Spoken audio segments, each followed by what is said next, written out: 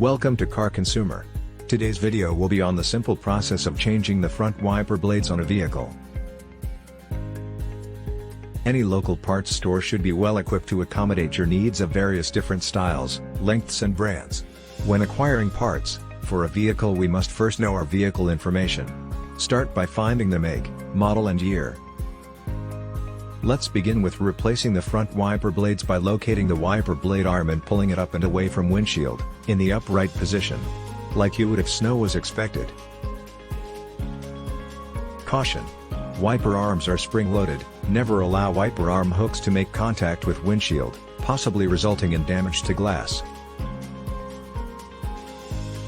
Commonly you will encounter the hook-type wiper blade with either a latch or snap-in holder.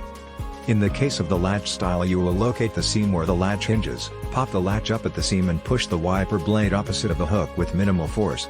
Reverse process by sliding blade onto hook and close latch to secure.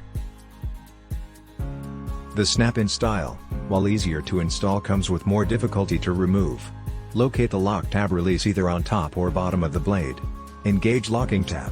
Once lock is released, push opposite of the wiper arm hook to remove. Slide a new wiper blade over the hook until the click is felt.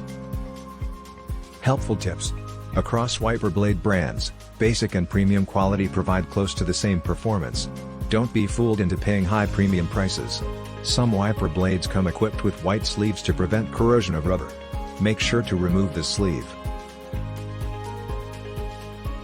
This is the whole process of a standard front wiper blade replacement. Thanks for watching. Like and subscribe for more vehicle DIYs.